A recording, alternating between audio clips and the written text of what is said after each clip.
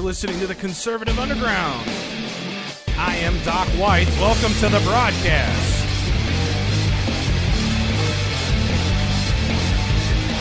So I took a little flack over, what else is new, right?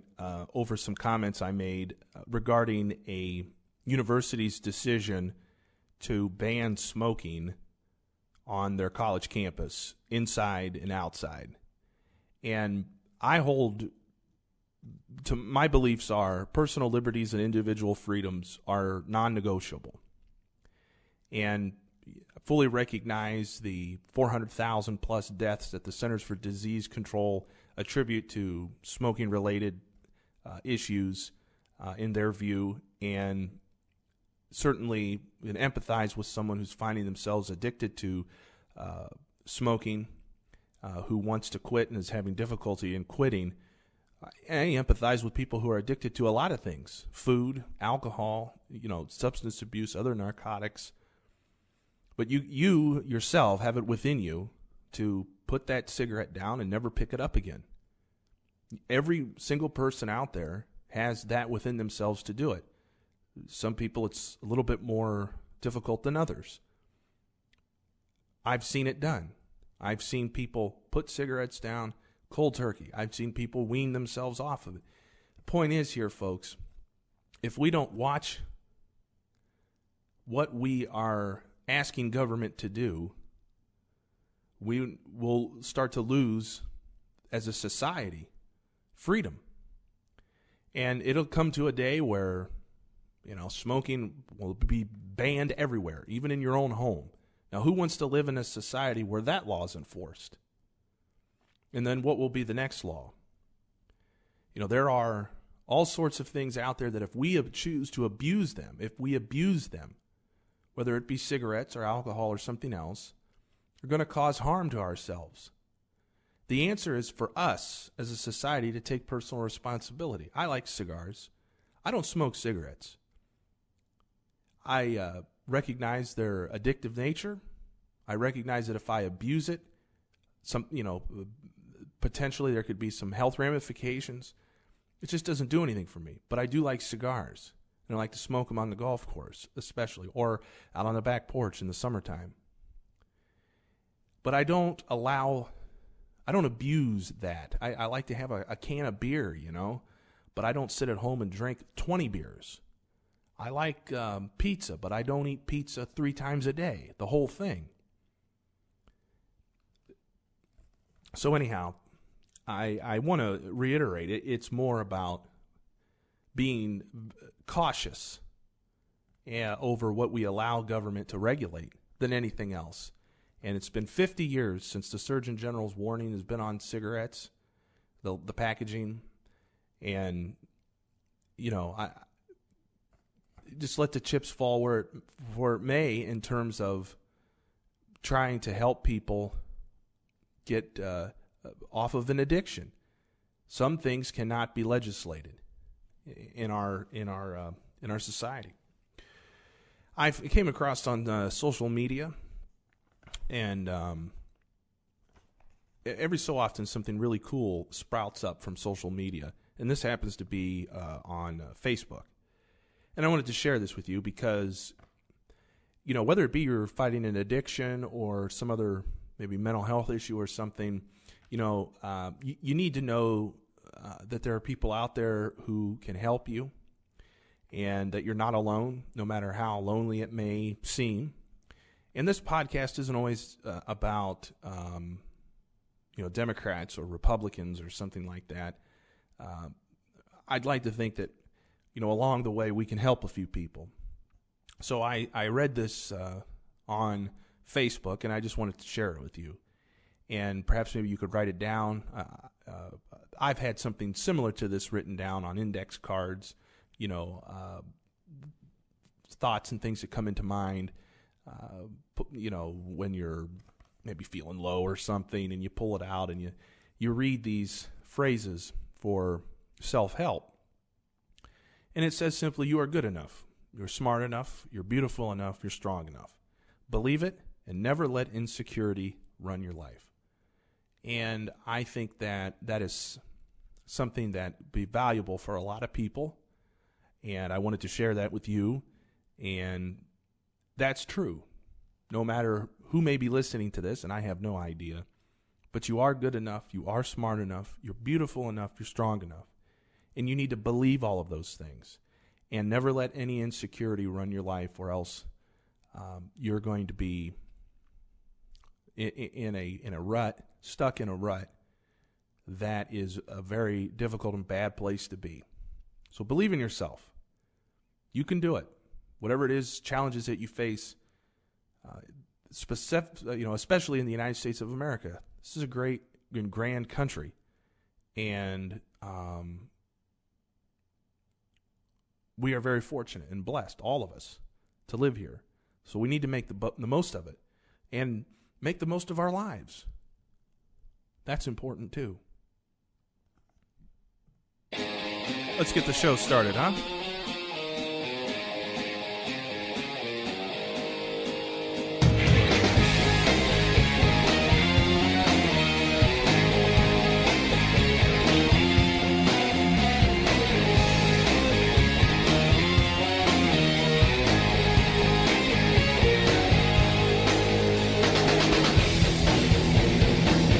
You're listening to the Conservative Underground.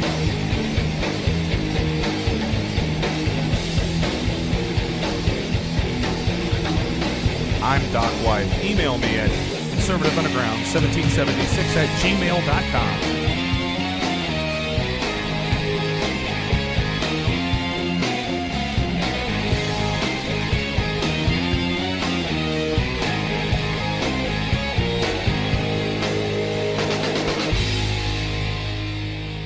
So I am perusing the Drudge Report, and I see a link here that says she makes it official, ? It looks like the best, the worst kept secret in American politics is that Hillary Clinton is beginning her run for the presidency for 2016. And this is an email from, what is the name of it? Hillary PAC. Apparently there's some sort of independent organization that's been set up to promote Hillary Clinton. I kind of thought that was CNN. What do we used to call that during the Clinton years? I'm looking at my chief of staff. The Clinton News Network. Right. The ABC, always Bill Clinton. And that's kind of remained true for the nearly 16 years, or 12 years, that they've been out of office. This email is dated January the 5th, and it comes from General Wes Clark, a longtime Clinton ally. And this is what it reads. It's pretty simple, and I'm going to tell you where I think they're going with the start of the Hillary campaign. And make no mistake about it, this lady's going to run for the presidency. It says, have you picked up your free Ready for Hillary bumper sticker yet? Please take a moment to read this special message from General Wes Clark. Ready for Hillary PAC is solely responsible for the content of this message. And it says, grassroots movements happen when neighbors talk to neighbors and tell them to get involved. One of the best ways to spark these conversations about Hillary potentially running in 2016 is by showing your support right now. Have you picked up your free Ready for Hillary bumper sticker yet? And then it gives the website. Hillary has what it takes to be the next president of the United States, but today, as she decides whether to run, she needs to see our support. Now is the time to get our support for Hillary organized and ready for 2016. Claim your free bumper sticker, proudly show your support, and tell your friends to do the same. Thanks for joining with us, General Wes Clark. Well, it's clear that General Clark is angling to be the Secretary of Defense in a Hillary Clinton administration. But you know where this is going, ladies and gentlemen? This narrative that will be told by, no doubt, without objection or hesitation by the liberal media government complex, and liberal media specifically, is that Hillary's 2016 presidential run, which is underway right now, is a grassroots movement. This is going to be the closest thing to a draft Hillary spectacle that we're going to, scenario that we're going to see. I contend that this Hillary PAC is designed to make it look like there is this ground swell of support out there for Hillary Clinton, and that she begrudgingly will run for the presidency and do what the American people are asking her to do, and get into this race. And that will be how it's sold to us. When in fact, this is a woman who, since her husband's second term in the mid-90s, has been trying to plot a way to become president of the United States someday. This is a power couple. It was about Bill, and now it's going to be about Hillary. And I don't begrudge Bill and Hillary for this, but certainly we have to be aware of what's being manufactured before us, and what is what is reality and what is hype and spin. The whole running for Senate in New York was about becoming president of the United States. When that didn't work, Secretary of State in the Obama administration was all about laying further tread to be president of the United States. Now, you're not going to see, for me in my life, the Clintons are political enemy number one.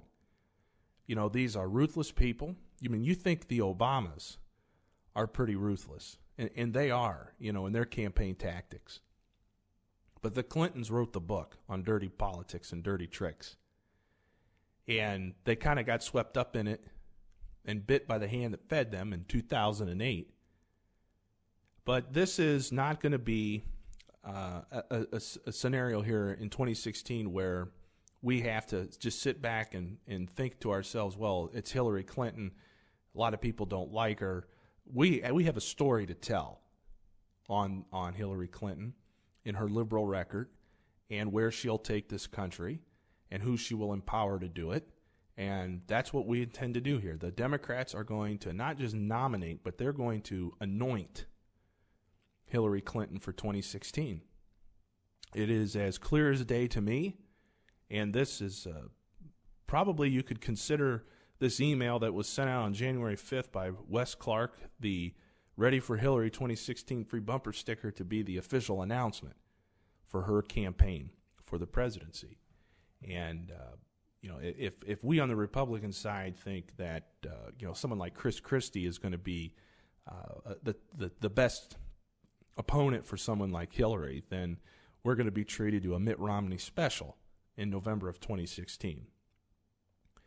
So I've recovered from the it really wasn't a sound defeat, but from the defeat of my beloved Ohio State Buckeyes Friday evening in the Orange Bowl against Clemson. No coach took a swing at any player, so we are ahead of where we were the last time we played Clemson. But it was certainly an up and down season for the Ohio State Buckeyes in terms of the victories were there, 12 victories. But the defensive performance was pretty lackluster. The unit was dinged up, and there clearly is some issues with coaching and scheme and philosophy. But as the college football season winds down, we will have the national championship game, I believe Monday night, against Florida State versus Auburn. My pick in that particular game.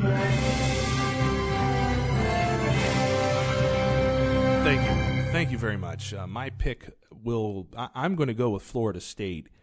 Typically in these kinds of games where you have a high-octane offense and what appears to be a dominant defense going up against a team that has been more tested through the regular season, it's usually the team that has been more tested is the team that prevails.